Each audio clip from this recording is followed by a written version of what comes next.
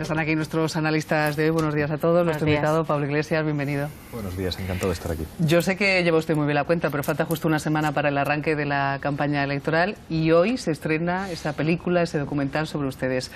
Yo no he tenido la oportunidad todavía de verlo, pero en todo caso ayer sí que tuvimos tiempo de hablar en nuestro tiempo de tertulia de gente que lo había visto o de que conocía gente que lo había visto y decía que desvelaba muchas de sus estrategias. ¿A una semana no teme que los rivales echen un ojo a esa película, ese documental? Muchas no, desvela todas. Yo creo que es la primera vez que se hace un documental político que digamos, entra hasta la cocina en las entrañas de una formación política.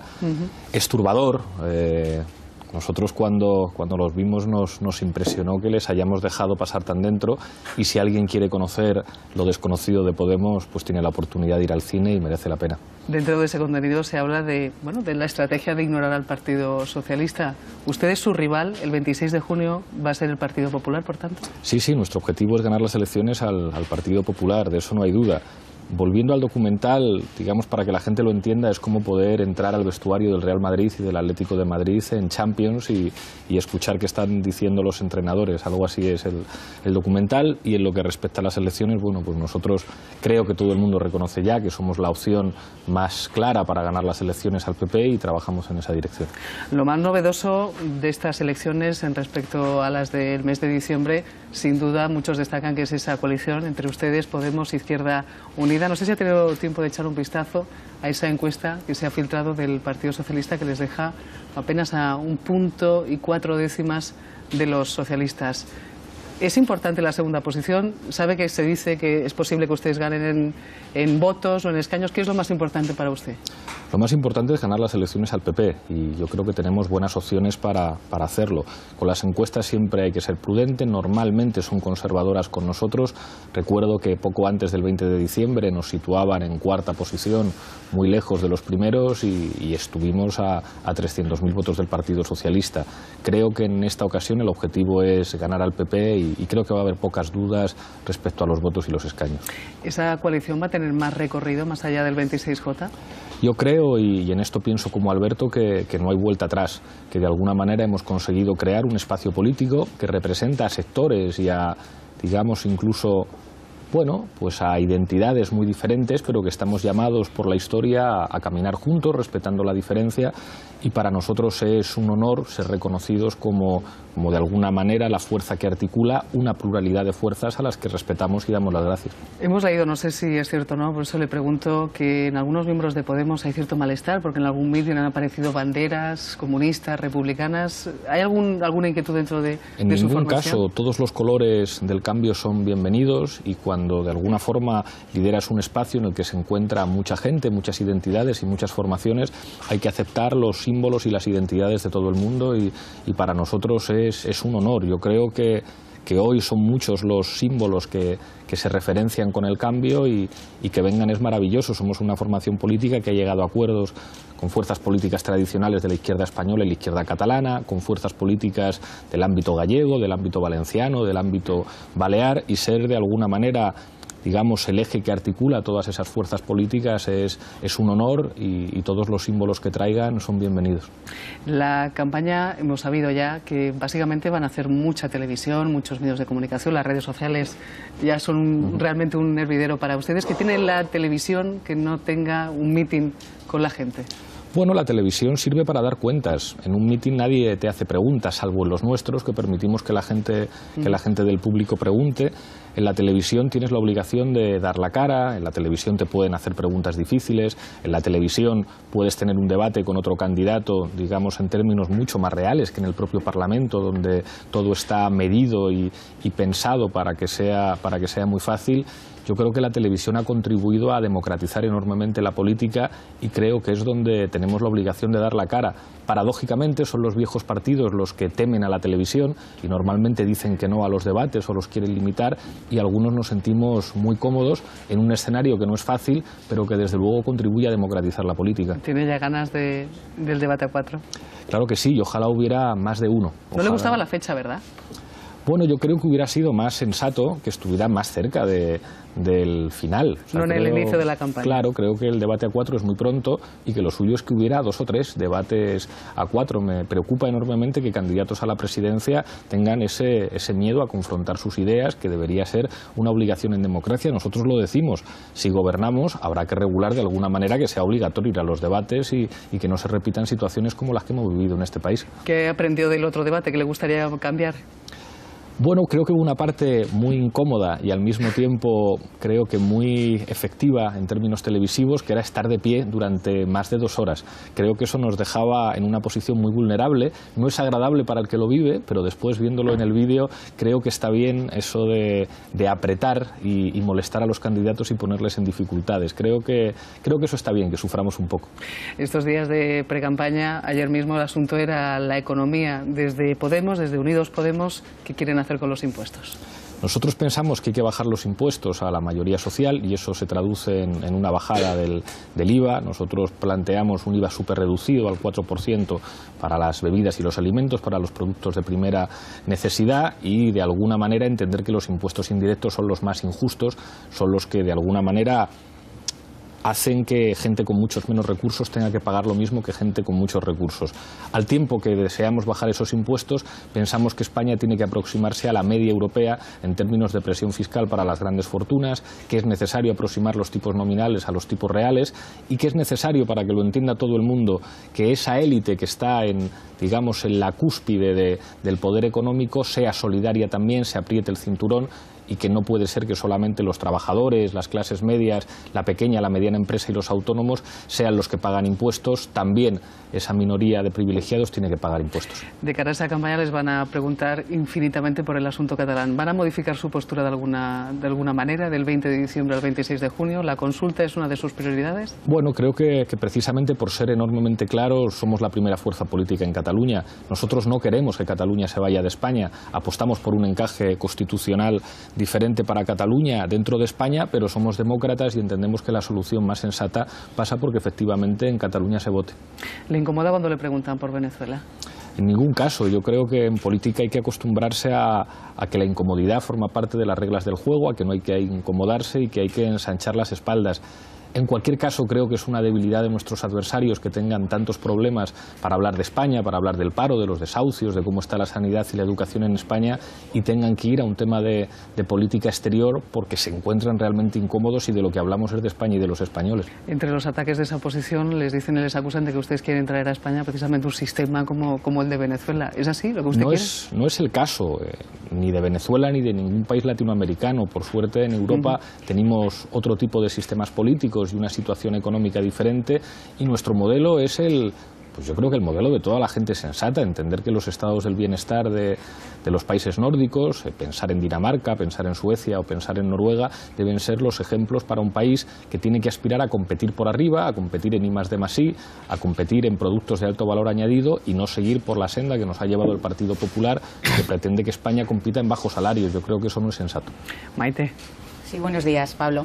Ayer Felipe González volvía a marcar distancias, lo hacía de una manera más subliminal que habitualmente lo hace con usted, y decía que su partido no puede pactar ni llegar a un acuerdo con una formación que quiere, y retomo la pregunta de María, pues un gobierno parecido al de Venezuela, un sistema de vida parecido al de Venezuela. No sé si es una oportunidad, yo creo que sí, para que usted marque distancias de verdad con eso que está ocurriendo en Venezuela, para que diga si está o no de acuerdo con la persecución de los derechos humanos, con el encarcelamiento de los opositores a Maduro, con las restricciones económicas, en fin, con la inseguridad que hay en Venezuela, que marque distancias Podemos con ese populismo que no solo Felipe González, sino mucha gente, muchos empresarios en España temen que ustedes quieren trasladar, pues eso, al corazón de España si gobiernan.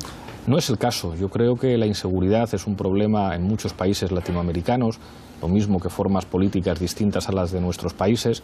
Creo que en el caso de Venezuela hay una situación institucional grave de enfrentamiento entre el Ejecutivo y el Legislativo, que eso es un problema para cualquier sistema político, y creo que lo que le toca hacer a España es actuar con instrumentos diplomáticos. Creo que lo que ha dicho el ministro Margallo es muy sensato cuando hablaba de templar gaitas y de proteger los intereses de España en ese país, actuando, insisto, con los instrumentos diplomáticos. Creo que la participación de los expresidentes, y en este caso el expresidente Zapatero es muy sensato tratando de mediar, en este caso entre el Ejecutivo y el Legislativo, y si nosotros gobernamos intentaremos mantener buenas relaciones con todos los países de América Latina independientemente de quién gobierne. Creo que habría que desterrar de la praxis política de una democracia consolidada como la nuestra el utilizar asuntos de política exterior para tratar de ganar réditos en campaña. Creo que los españoles son lo suficientemente mayores ya para entender que en una campaña electoral en España hay que hablar de los problemas de los españoles y que seguramente no dice cosas buenas de nuestro país que algunos candidatos intenten refugiarse en asuntos de política exterior porque les preocupa hablar de España. Nosotros no tenemos ningún problema en asumir que la política exterior es importante, pero quizá con un referéndum que puede sacar al Reino Unido de la Unión Europea dentro de pocos días, con la situación en Austria, con la extrema derecha que casi gana las elecciones, o la situación en Francia, donde buena parte de la frustración la está recogiendo el Frente Nacional, quizá los que somos europeístas deberíamos preocuparnos más de lo que ocurre en Europa que tratar de no discutir de los problemas que nos afectan yéndonos a miles de kilómetros. Ya, Pablo, pero usted sabe muy bien que hablar de derechos humanos, hablar de que no se debe encarcelar a los opositores no es política exterior, es un modelo que repele evidentemente a un demócrata. Y a mí me gustaría que usted, que lo es, reconociera que ese modelo no lo quiere para España.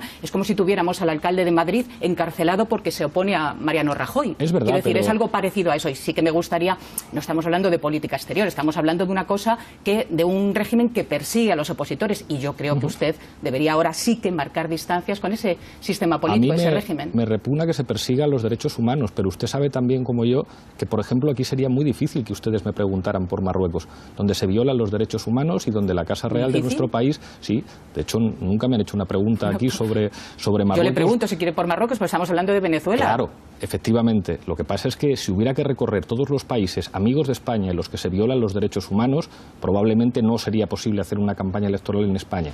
Ya le digo que a mí no me gusta que haya presos políticos en ningún sitio, pero estará usted de acuerdo conmigo que algunos, por ejemplo, de Arabia Saudí no hablan, y de las relaciones magníficas que ha mantenido la Casa Real española con la Casa Real saudí no se habla, aunque eso tenga que ver con los derechos humanos. ¿Eso no justifica lo que está ocurriendo en Venezuela? Yo estoy completamente de acuerdo con lo que está diciendo usted. Evidentemente que no lo justifica, y mi posición es clara, pero creo que los espectadores que nos ven se dan perfectamente cuenta de que algunos no hablan de derechos de Venezuela porque les preocupen los derechos humanos, porque entonces hablarían también de Marruecos o de Arabia Saudí.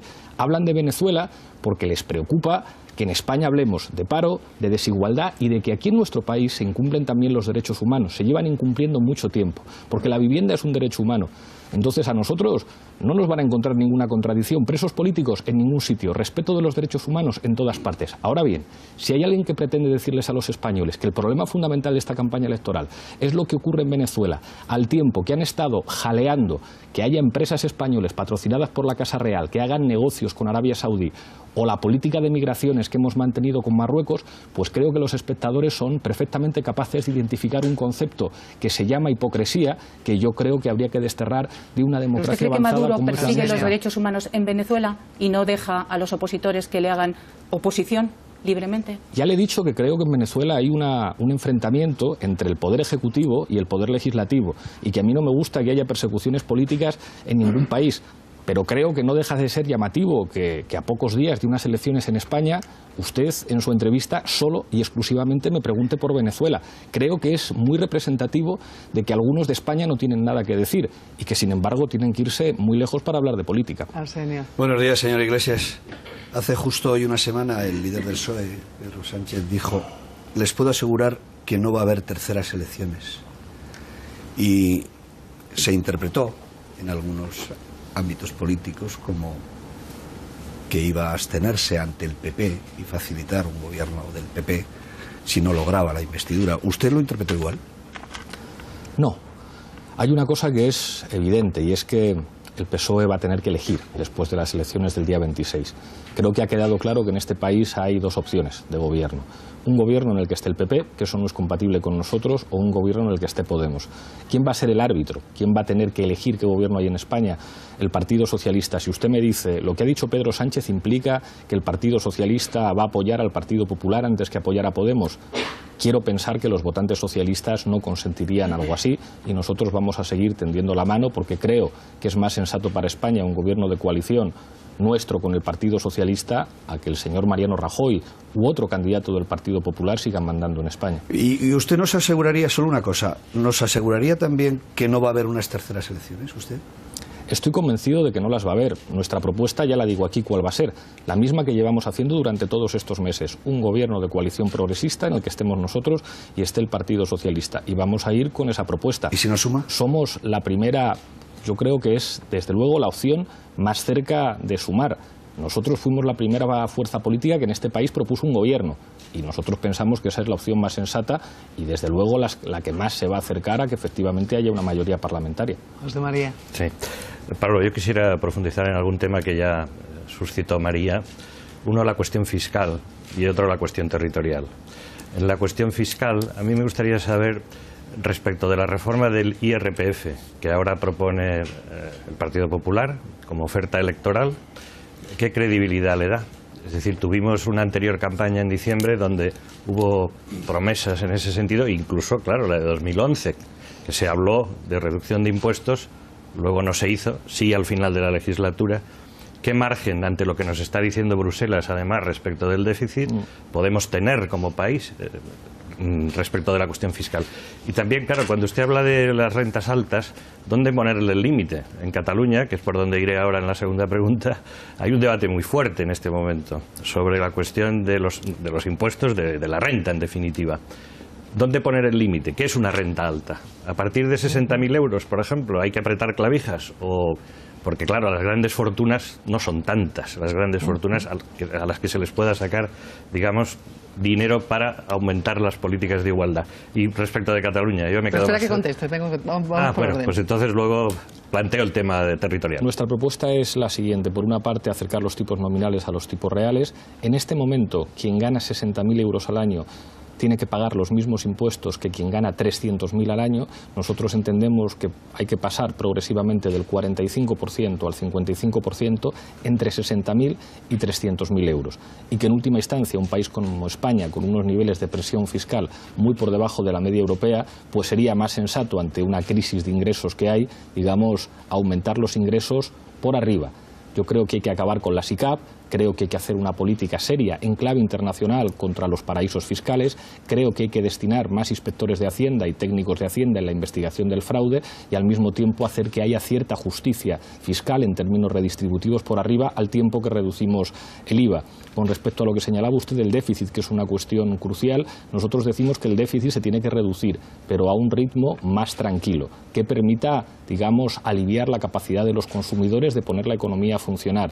Cuando alguien diga, bueno, Bruselas puede ser muy estricto, el pacto de estabilidad se ha incumplido en los últimos 10 años más de 15 veces por parte de Alemania y de Francia. Creo que sería muy sensato que buscáramos aliados, por ejemplo, en el primer ministro italiano, el señor Matteo Renzi, que está planteando la necesidad de hacer que el déficit se reduzca a un ritmo menor y nosotros iremos en esa dirección. Y ahora sí, la cuestión territorial. La cuestión territorial, sí, sobre el mantenimiento de la propuesta sobre la consulta. Claro, es muy importante saber en qué términos, porque usted dice queremos que Cataluña se quede en España. Si lo que se plantea es una consulta, un referéndum de autodeterminación, existiría la posibilidad de que ese resultado no se diera, es decir, de que hubiera una votación. Ahora electoralmente estamos en el 48 prácticamente por ciento. Parece que hay una situación de relativo empate en Cataluña sobre los que quieren realmente romper vínculos con el Estado y los que quieren permanecer. Entonces, ¿usted asumiría ese riesgo con esta Constitución vigente? Lo digo porque, en fin, entre los profesores de Constitucional tengo amigos como Pérez Royo que creen que se puede, pero otros, en fin, el señor Manuel Aragón, por ejemplo, que se opuso de una manera tajante al término nación en el anterior estatut, que dicen que de ningún modo. Entonces, ¿cuál es el margen real que nos da la Constitución y si correría usted el riesgo de que ganara el sí? Lo primero, de una manera muy clara, quien asume la democracia, asume la democracia. La democracia no se puede asumir solamente si estás convencido de que tu opción va a ganar. La democracia hay que asumirla en todos los escenarios y esto está bien recordarlo. Si en España Podemos gana las elecciones, pues la democracia habrá dicho que Podemos gana las elecciones y esto para cualquier votación funciona así. En mi opinión, creo que habría una mayoría notable de ciudadanos catalanes que querrían seguir en el conjunto del Estado seguramente con un encaje constitucional distinto, pero yo creo que la relación jurídica que mantenga Cataluña con el resto del Estado está bien que sea una cosa que decidan los ciudadanos catalanes. Yo estoy de acuerdo con el señor Pérez Royo o con el señor Rubio Llorente cuando señalan diferentes vías para que esa consulta se pueda hacer de manera legal. Una es la ley orgánica que regula las diferentes modalidades del referéndum, que habla específicamente de provincias afectadas, o incluso por la vía del artículo 92 de la Constitución española. Creo que es un problema de voluntad política y que en las democracias, de alguna forma, las leyes se tienen que adaptar a la voluntad democrática. Hemos visto en un Estado con más tradición democrática que nosotros, como es el Reino Unido, que se producía un referéndum en Escocia y no llegaba la sangre al río y no ¿Fue este tema, nada. perdón, termino María, el que impidió el acuerdo con el PSOE, uno de los que impidió el acuerdo con el PSOE? No, de hecho, el problema fundamental tenía que ver con las políticas económicas. En las mesas de negociación no se llegó a hablar de Cataluña. Yo le propuse a Pedro Sánchez, y no le pareció mal, que sobre esta cuestión avanzaran los partidos catalanes y que en particular Xavi Domènech y Miquel Iceta pudieran avanzar una propuesta, pero en las mesas de negociación que mantuvimos los problemas fueron básicamente de política económica, cuando de alguna forma lo que consiguió Ciudadanos fue encerrar en una jaula al Partido Socialista e imponerle su programa, que era un programa, por desgracia, muy parecido al del Partido Popular. Agradecemos a Pablo Iglesias que haya estado este viernes desayunando este ratito aquí con nosotros en Televisión Española. Muchísimas gracias. Un placer.